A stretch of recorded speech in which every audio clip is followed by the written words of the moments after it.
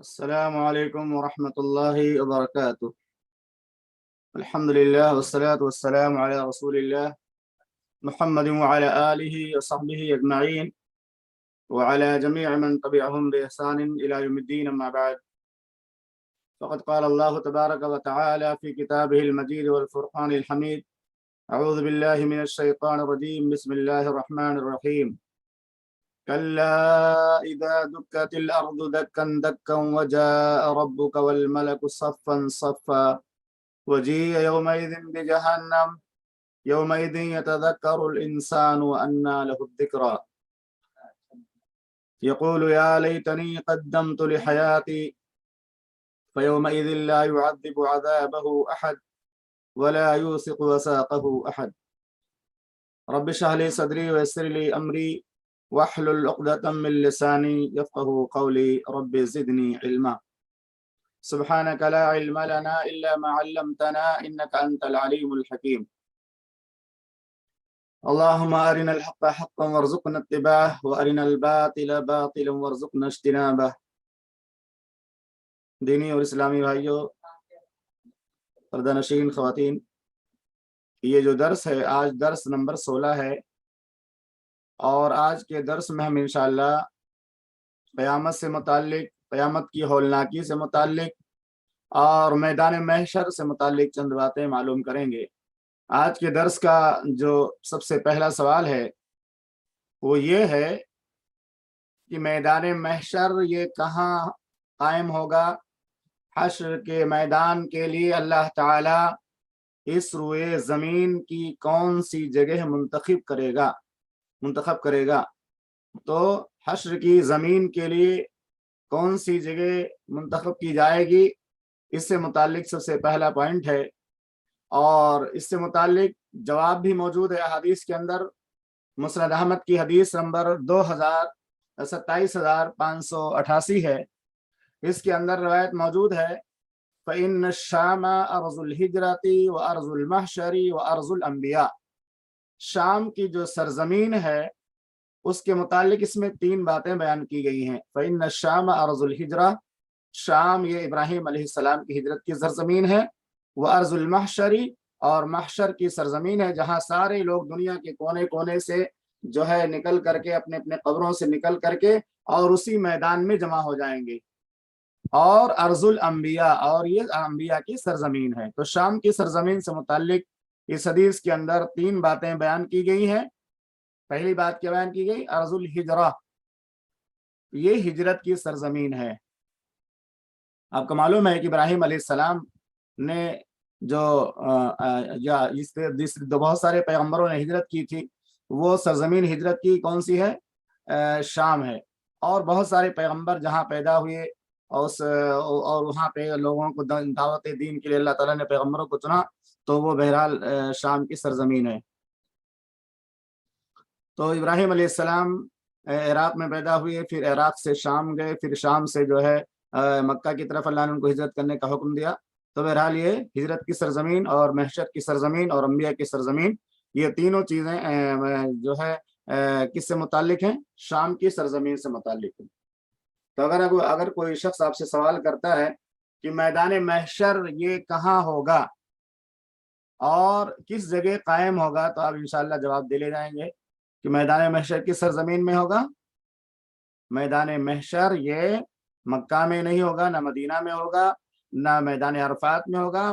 میدان محشر جو قائم ہوگا وہ شام کی سرزمین میں قائم ہوگا۔ اسی طرح سے سہل ابن سعد رضی اللہ تعالیٰ عنہ سے روایت ہے، وہ بیان کرتے ہیں کہ رسول اللہ صلی اللہ علیہ وسلم نے فرمایا: یحشر الناس یوم القیامت علی ارض بیضاء عفراء کقرصۃ النقی لیس فیہا علم لأحد۔ حضرت سہل ابن سعد رضی اللہ تعالیٰ عنہ سے روایت ہے کہ رسول اللہ صلی اللہ علیہ وسلم نے فرمایا: لوگ قیامت کے دن ایسی سرزمین میں اٹھائے جائیں گے جو سرخی سفید مائل ہوگی۔ لوگ قیامت کے دن ایسی سرزمین میں اٹھائے جائیں گے جو سرخی سفید مائل ہوگی۔ जैसे बारीक शफाफ बेदाग टिकिया हो और उसमें किसी के लिए कोई निशान ना हो। तो ऐसे ही सरजमीन को अल्लाह ताला बेदाग साफ शफाफ कर देगा और दुनिया के कोने कोने से चप्पे चप्पे से जब दूसरी मर्तबा सूर में फूंक मारा जाएगा तो लोग अपनी अपनी कब्रों से निकल कर और वो मैदान महशर की तरफ दौड़ रहे होंगे और वही मैदान महशर जो सरजमीन है शाम की वहीं पे कायम होगा और वहीं पूरी दुनिया के लोगों को रब्बुल आलमीन जमा करेगा। तो ये बात वाज़ेह हो गई कि शाम की सरजमीन ही महशर की जगह है, यानी महशर के लिए यानी लोगों को जमा करने के लिए रब्बुल आलमीन जिस जगह का इंतखाब करेगा वो कौन सी जगह है? वो शाम की सरजमीन है।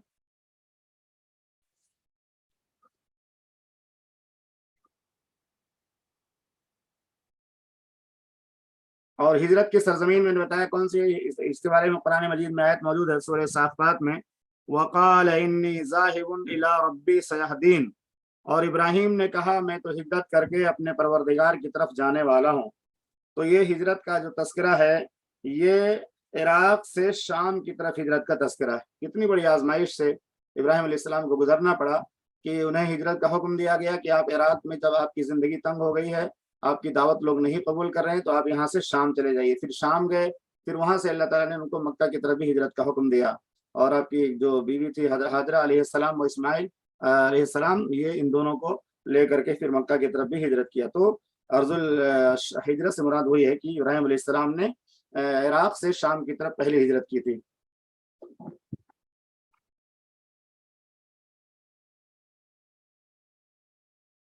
उसके बाद एक हेडिंग है, मौलिफ कहते हैं लोग नंगे पांव, नंगे बदन और गैर मख्तून उठाए जाएंगे। ये बड़ा ही हौलनाक दिन होगा और इस दिन को आदमी अगर सोच ले तो उसको अंदाजा होता है कि कितना खतरनाक और कितना दर्दनाक और कितना ज्यादा होश व हवास को जो है खत्म करने वाला दिन होगा कि आदमी जो है होश व हवास में नहीं होगा, एकदम से जो है परेशान होगा, उसकी अकल काम नहीं करेगी। तो ये दिन इतना ज्यादा हौलनाक होगा और इतना परेशान कुन दिन होगा।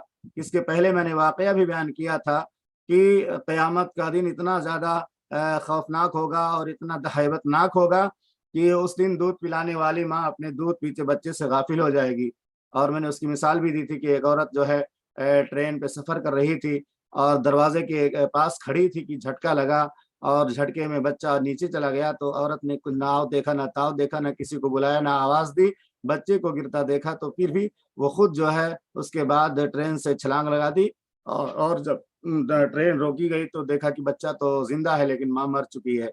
तो ये इतना ज्यादा हौलनाक दिन होगा। अल्लाह ताला हमारे दिलों में इस दिन का डर और खौफ पैदा फरमाए, क्योंकि क़यामत के दिन का डर और खौफ अगर हमारे दिलों में सही मानों में जागोजी हो जाए, बैठ जाए, पैदा हो जाए तो यकीनन हम बहुत सारे गुनाहों से बच जाएंगे।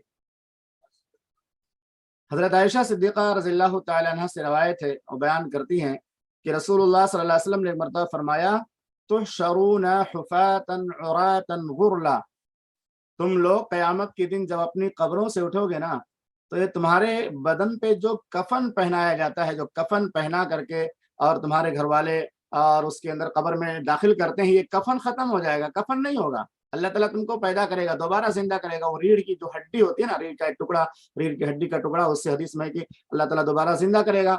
तो इंसान का जिस्म पूरा बन जाएगा, पूरी बॉडी बन जाएगी, लेकिन उसके लिबास का पता नहीं होगा, उसके चप्पल का पता नहीं होगा, उसके दुपट्टे का पता नहीं होगा, उसके पर्दे का पता नहीं होगा।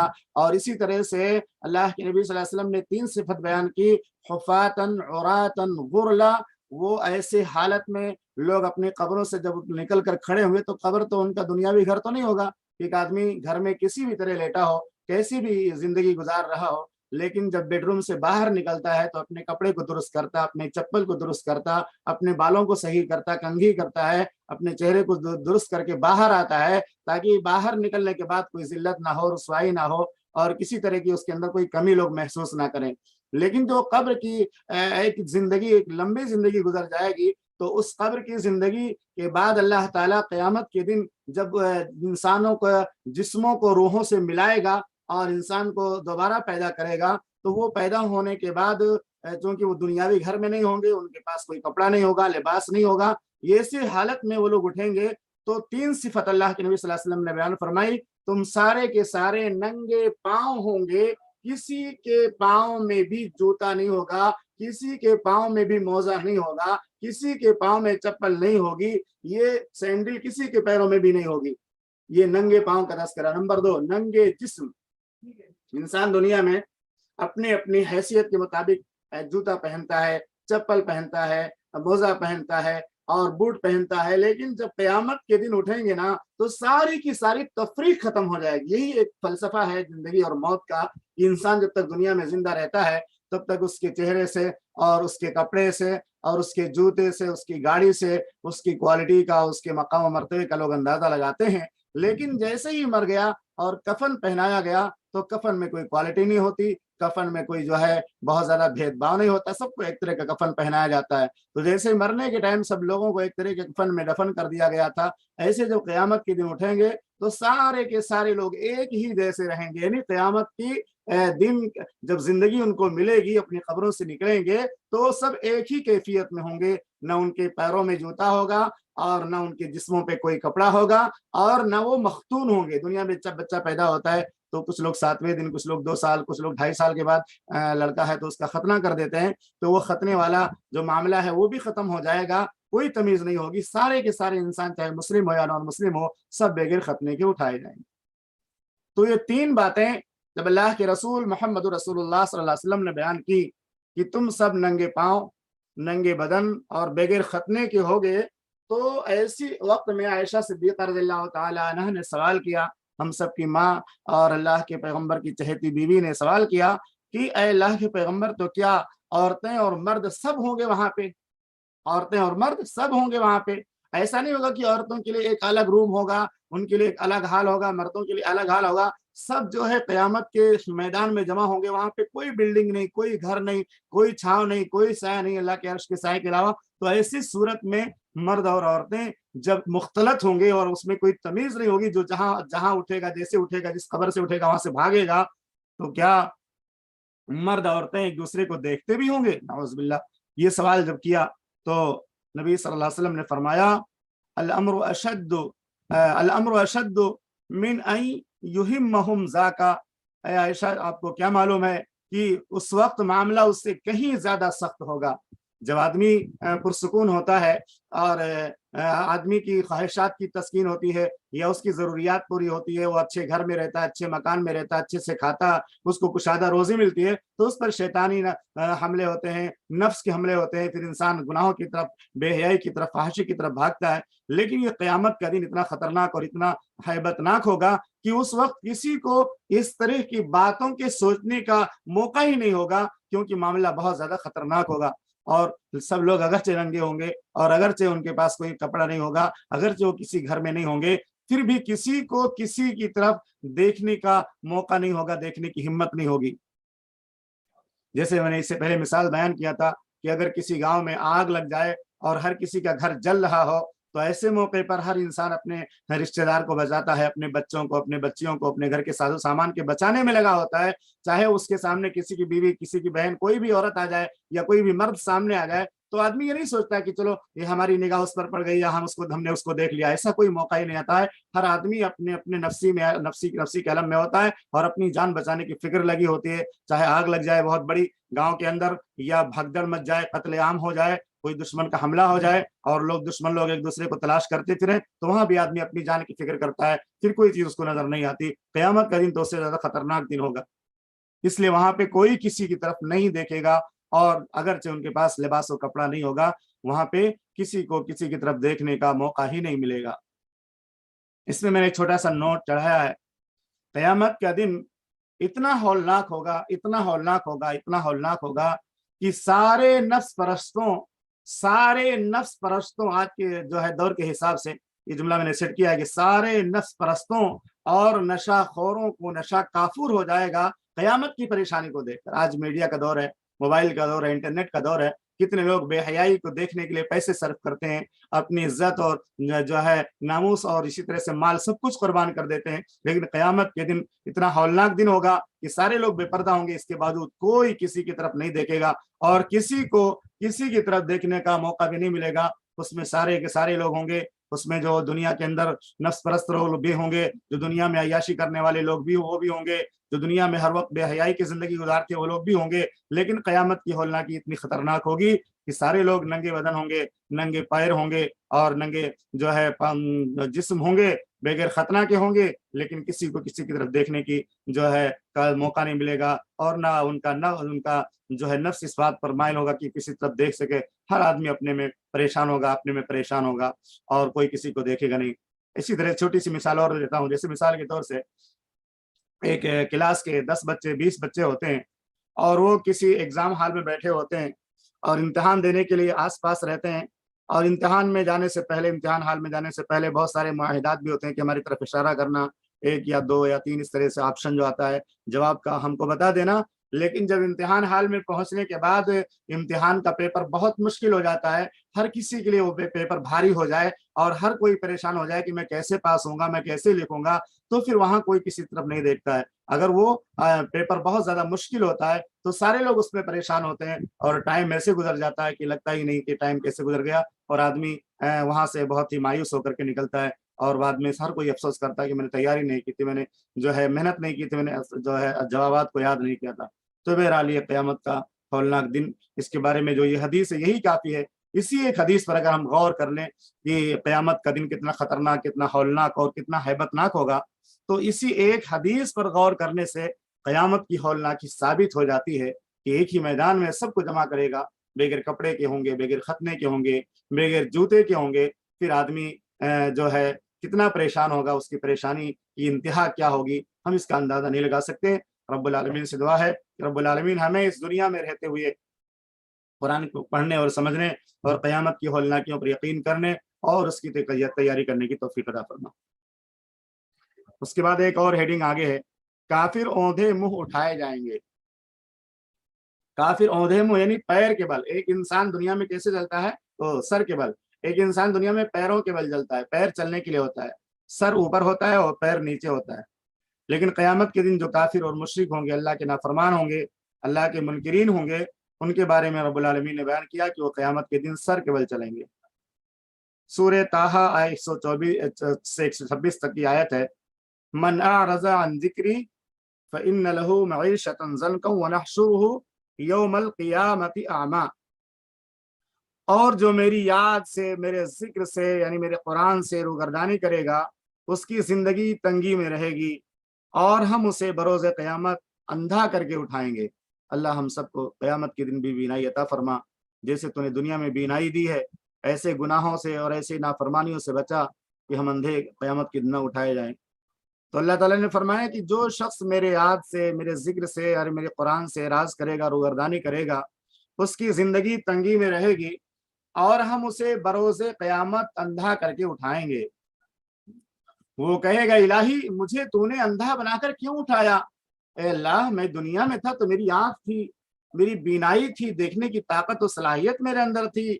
आज तूने मुझे उठाया तो मेरे पास आँख नहीं है, बीनाई मेरी खत्म हो चुकी है, हालांकि मैं तो देखता भालता था। जवाब मिलेगा इसी तरह होना चाहिए था, क्योंकि जब क़यामत दुनिया में कुरान पढ़कर बताया जाता, हमारी आयतें पढ़कर सुनाई जाती तो तुम रास्ता बदल लेते थे, बोलते कुरान कौन सुनेगा, कुरान वाला बयान कौन सुनेगा, कुरान का तर्जुमा कौन सुनेगा।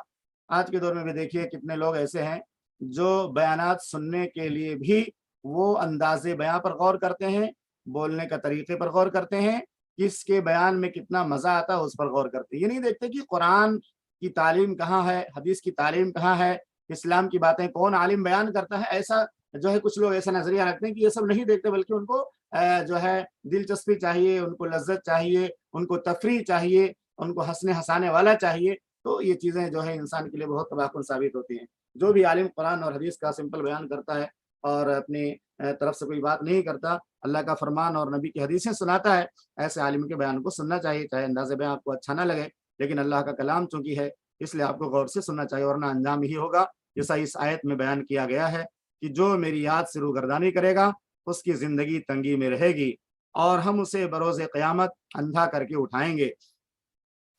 وہ کہے گا الہی تو نے مجھے اندھا بنا کر کیوں اٹھایا، اے رب العالمین تو نے مجھے اندھا بنا کر کیوں اٹھایا، حالانکہ میں تو دیکھتا بھالتا تھا۔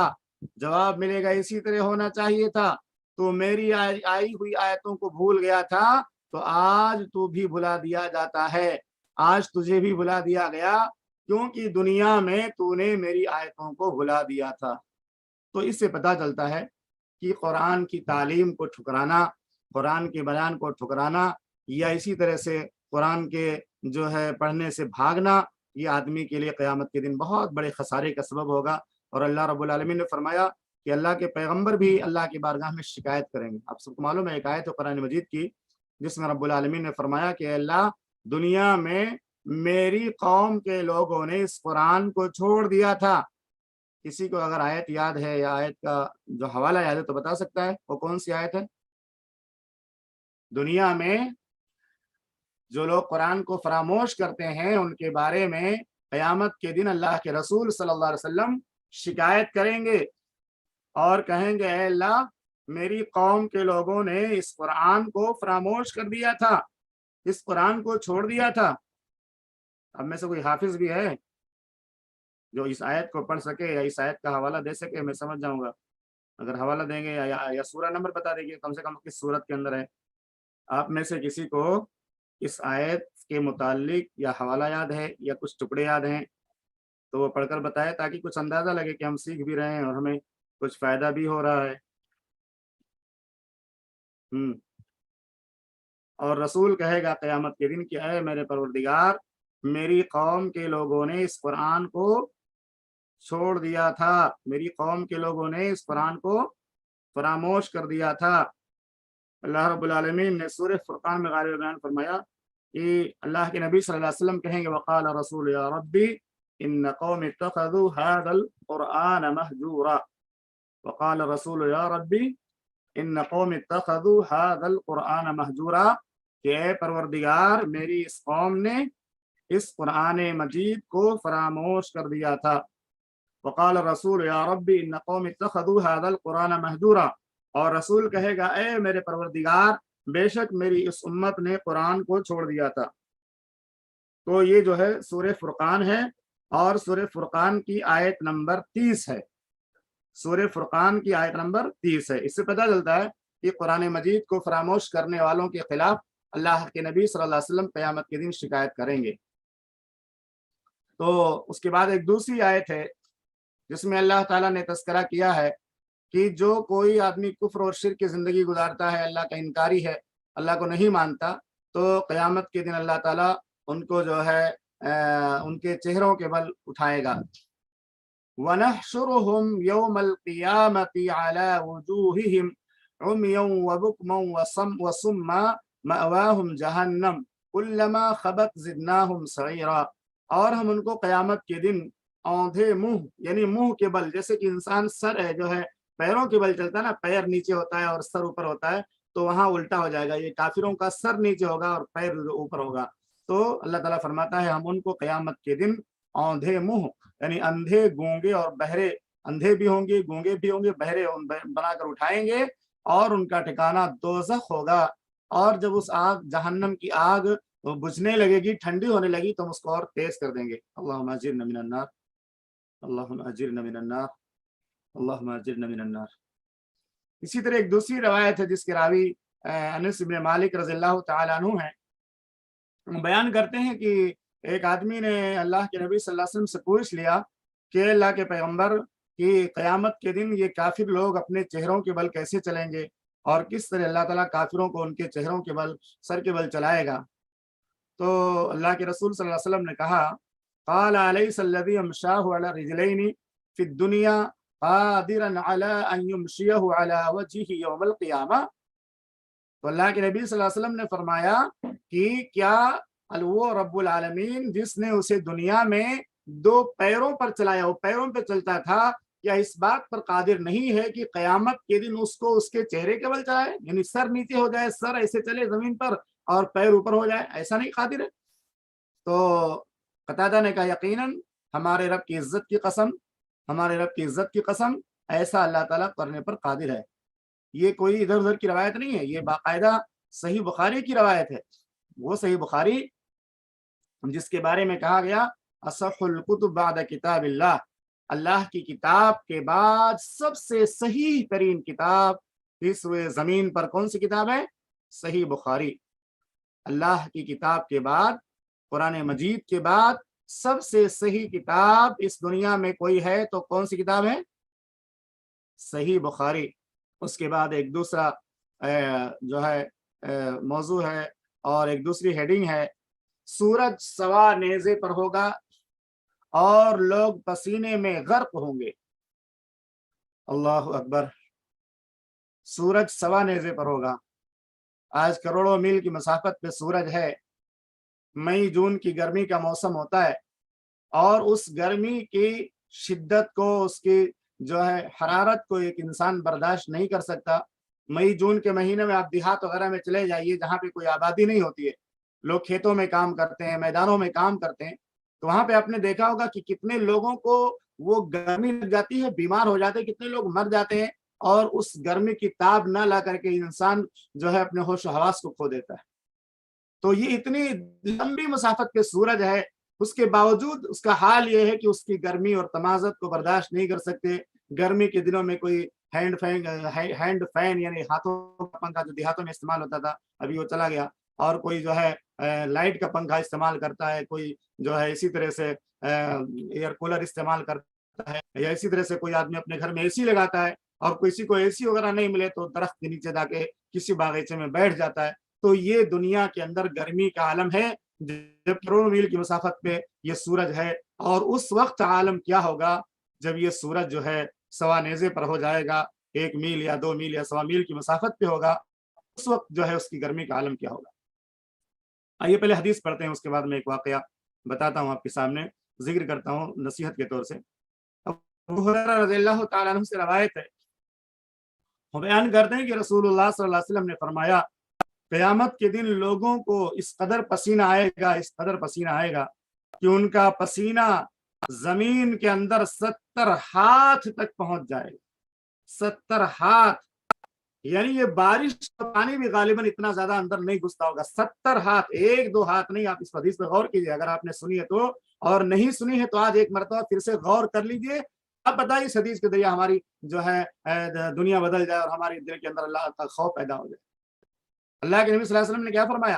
قیامت کے دن لوگوں کو اس قدر پسینہ آئے گا، اس قدر پسینہ آئے گا کہ پسینہ تو زمین پر ہوگا ہی، لوگ جو گھٹنوں کے بقدر، سینے کے بقدر اور اپنے ہونٹ کے بقدر جو ہے پسینہ میں شرابور ہوں گے، اور ان کا پسینہ زمین کے اندر 70 ہاتھ تک پہنچ جائے گا، یعنی اس کے زمین کے اندر بھی وہ سرایت کر جائے گا۔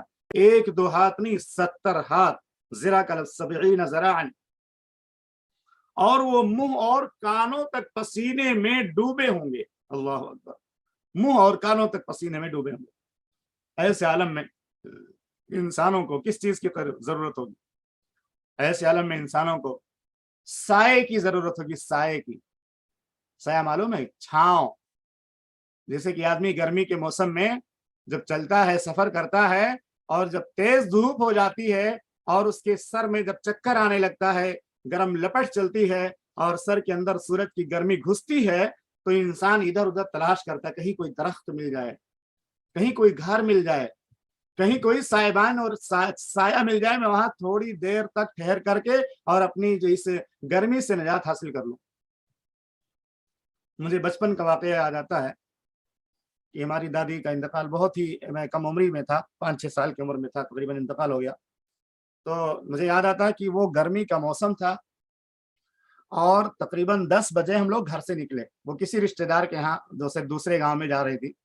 تو کیا ہم لوگوں کا ندی کے پاس گاؤں ہوتا ہے، تو ندی پار کر کے بہت سارے لوگ وہ کئی گاؤں کا سفر کر لیتے تھے۔ تو پہلے کے دور میں ایسا ہوتا تھا کہ وہ کوئی سواری نہیں ہوتی تھی، بائک وغیرہ نہیں تھا، یا اسی طرح سے آٹو وغیرہ کا اتنا رواج نہیں تھا، تو لوگ پیدل ہی کئی گاؤں کا سفر کر لیا کرتے تھے۔ تو مجھے یاد آتا ہے کہ دادی کے ساتھ میں گیا تھا، اور 9 یا 10 بجے ہم لوگ نکلے تھے، اور 2 2:30 بجے یا 3 بجے ہم لوگ پہنچے ہوں گے وہاں پہ جہاں پہ جانا تھا، جس گاؤں میں، کسی رشتہ دار کے یہاں۔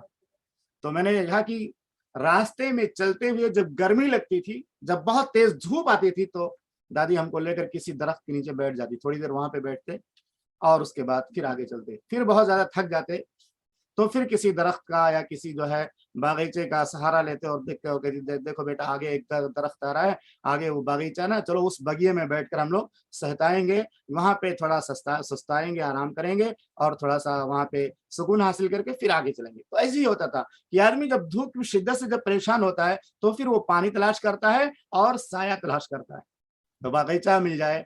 और खास तौर से रास्ते में अगर आदमी चल रहा हो, गर्मी का मौसम हो, मई जून का महीना हो, और आदमी को बहुत तेज प्यास लगी हो और वो खेतों में, खलियानों में, इस तरह से मैदानों में जाता जाता चला जा रहा हो, तो उसको दो चीजों को देखकर बहुत खुशी होती है। एक तो ये कि चलते हुए वो कहीं नल देख ले, यहाँ एक नल है, वहां पे पानी लोग पी रहे हैं, निकाल रहे हैं, तो आदमी के दिल को सुकून मिल जाता है कि चलो एक गिलास, दो गिलास पानी, अगर गिलास ना मिला तो हाथों में ही पकड़ कर पानी हम पी लेंगे और हमारी प्यास बुझ जाएगी।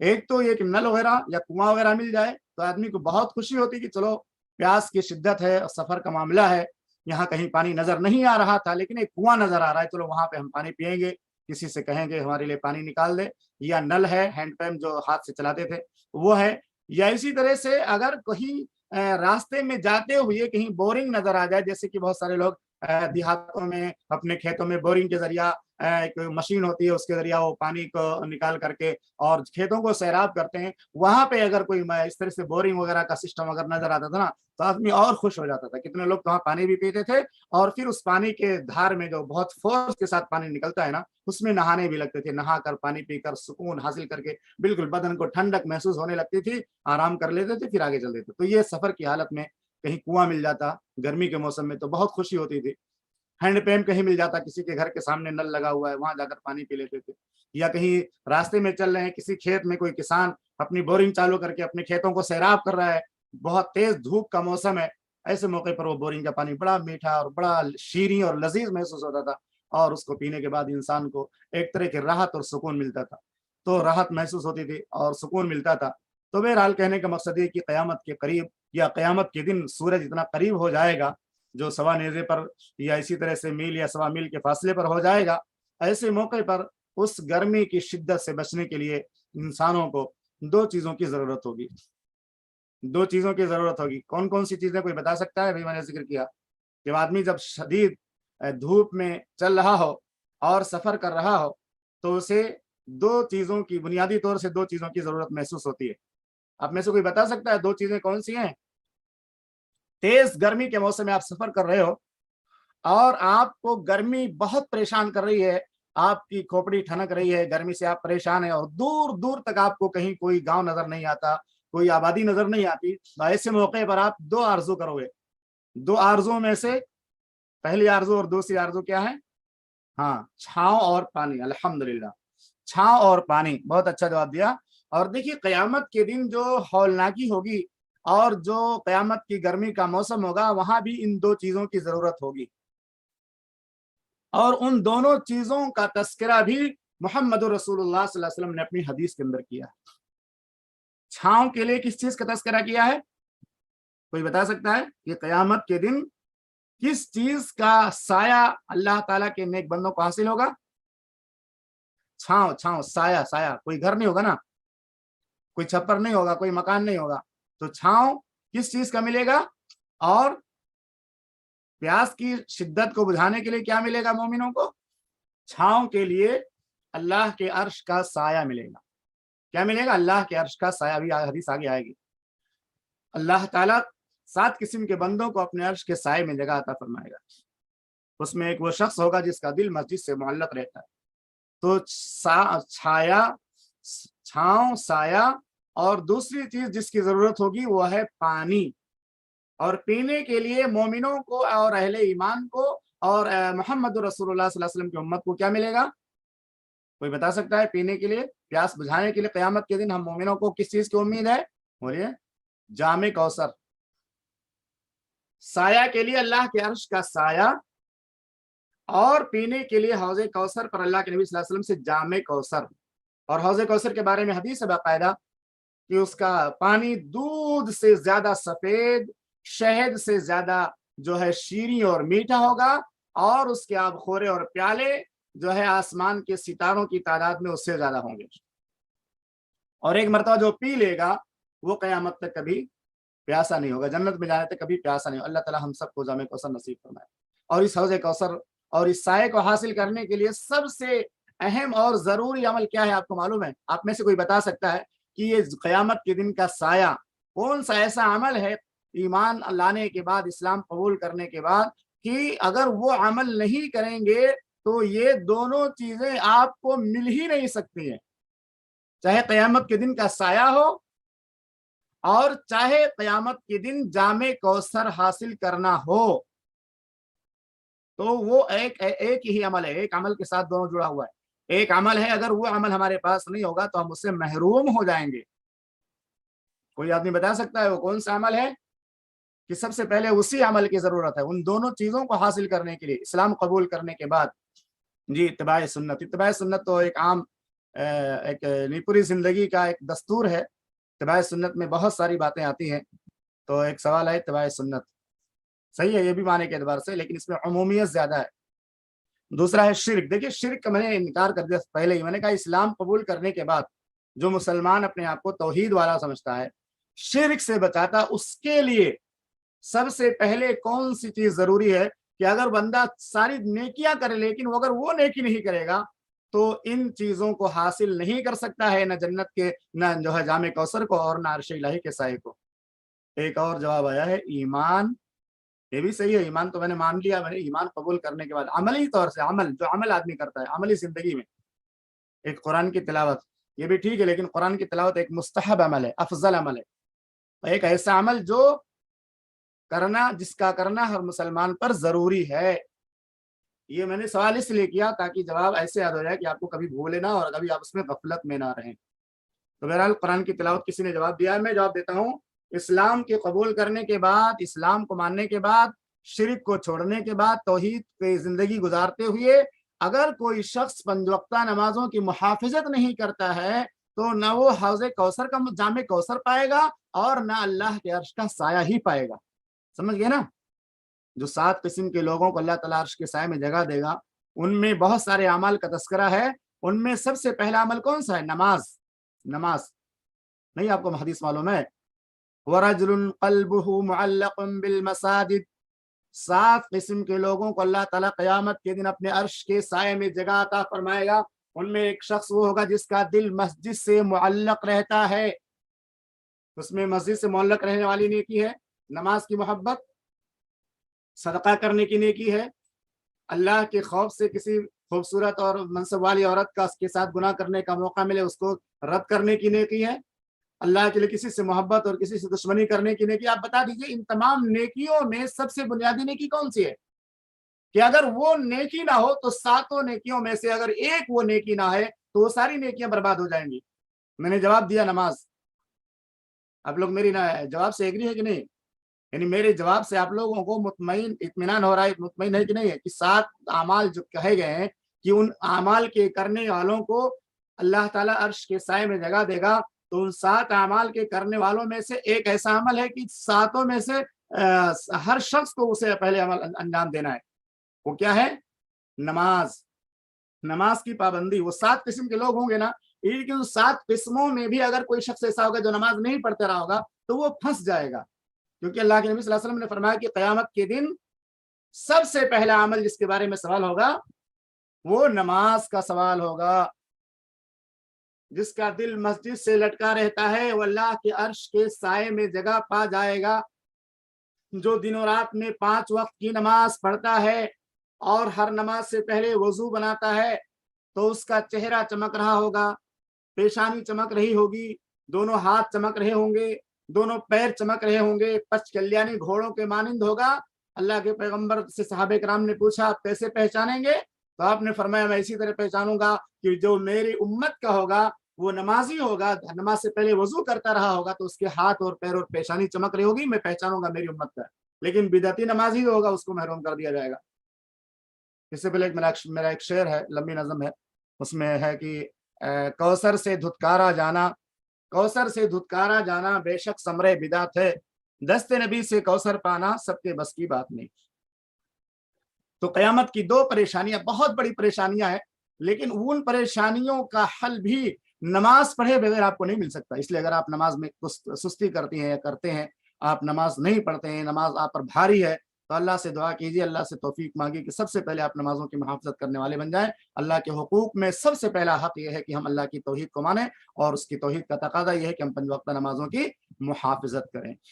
उसके बाद एक दूसरी रवायत है जिसके रावी मिक़दाद इब्न अल-अस्वद है, वो बयान करते हैं कि रसूलुल्लाह सल्लल्लाहु अलैहि वसल्लम ने फरमाया, क़यामत के दिन सूरज नजदीक किया जाएगा, यहाँ तक कि 1 मील पर आ जाएगा। 1 मील, बहुत नजदीक, बहुत नजदीक, 1 मील।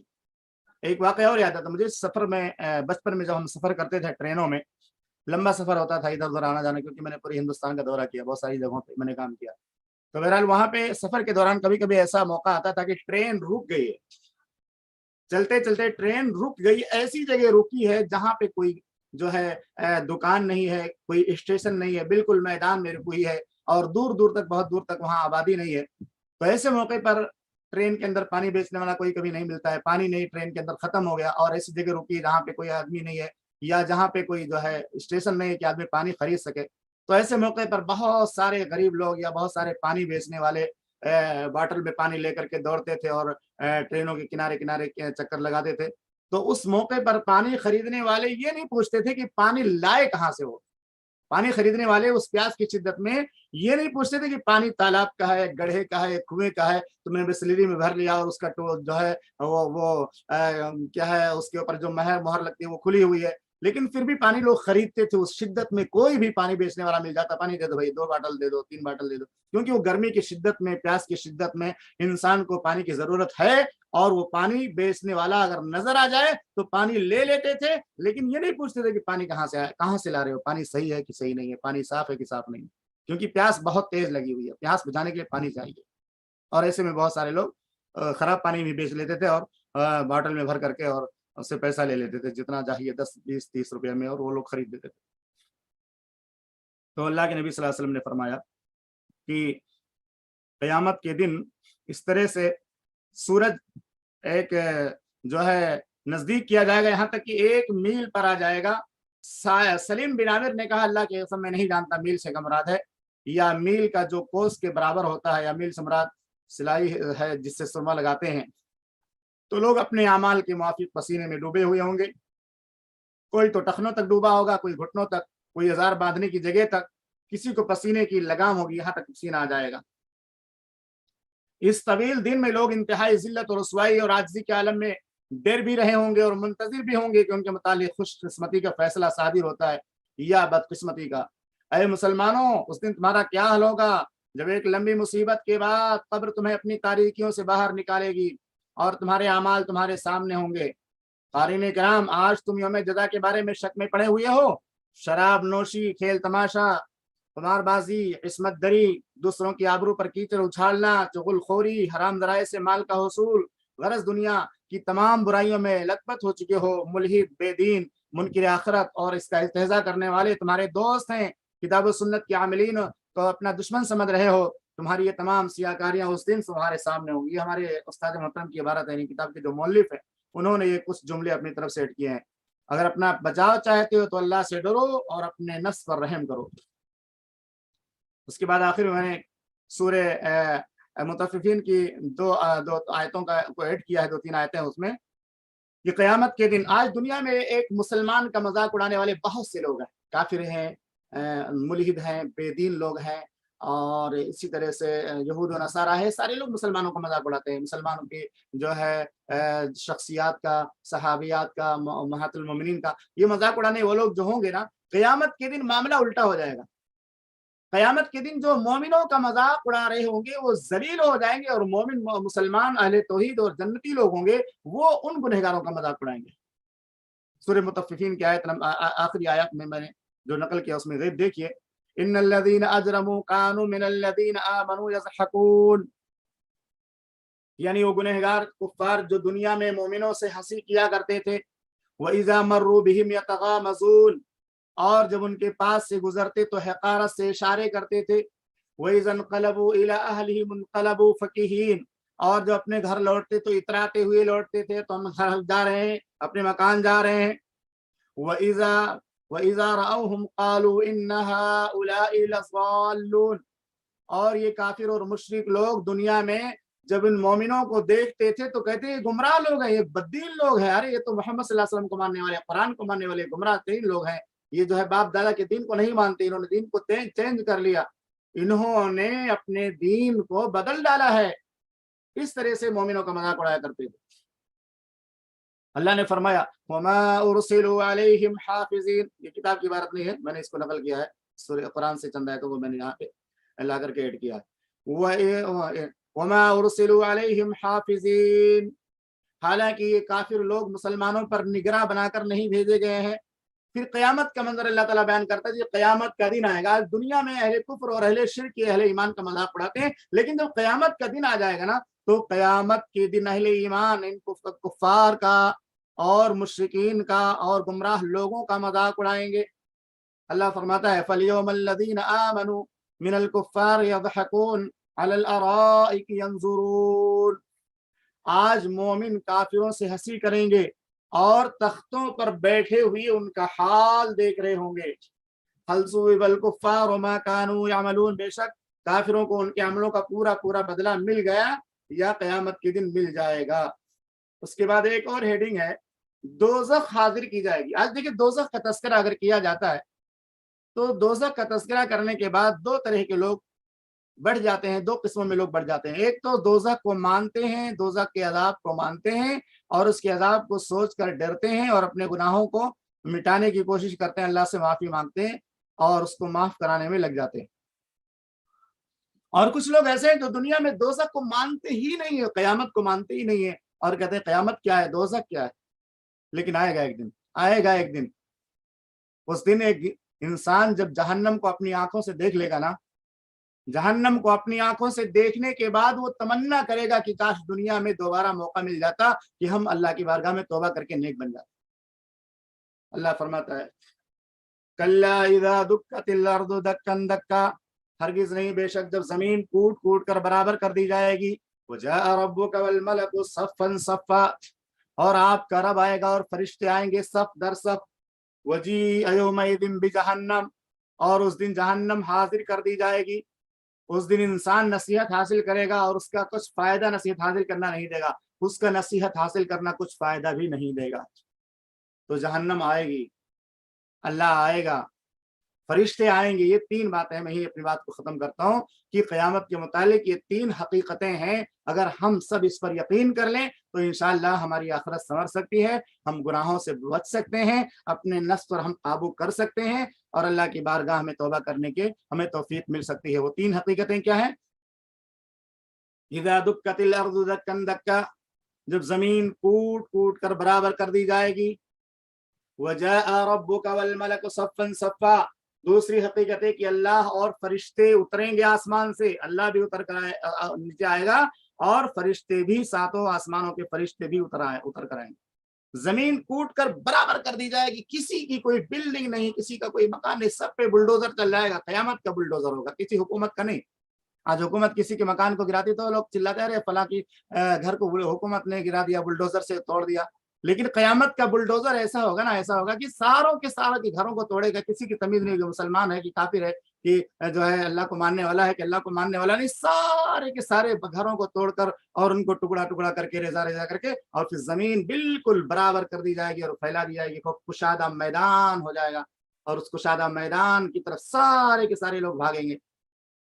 انشاءاللہ اگلے درس میں اس کی تفصیل ہوگی۔ تو تین حقیقتیں یاد کیجیے، ایک تو زمین کوٹ کوٹ کر برابر کر دی جائے گی، یہ بلڈنگیں مکانات نہیں رہیں گے، تو ہمارے دل کے اندر آخرت کی تڑپ پیدا ہو جائے گی۔ یہ حقیقت اگر ہم یاد رکھیں کہ جب قیامت کی دن ہمارا گھر باقی نہیں رہے گا، ٹوٹنا ہے اس کو اور اس کو فنا ہونا ہی ہے، تو اتنا زیادہ پیسہ خرچ کر کے، فضول خرچی کر کے گھر ہم کیوں بناتے ہیں کہ قرض دار ہو جاتے ہیں؟ گھر ایسا بناؤ جس میں ہمارے لیے سکون کا اور آرام کا ایک انتظام ہو، ہم کھائیں اور آرام سے سو جائیں۔ اتنی زیادہ پیسے لگانے کی اور بہت زیادہ ٹائلز لگا کر بہت زیادہ فضول خرچی کر کے اور اپنے اوپر قرض لادنے کی کیا ضرورت ہے؟ اپنی طاقت سے مکان بناؤ، جیسی ضرورت ہے ویسا مکان بنا لو۔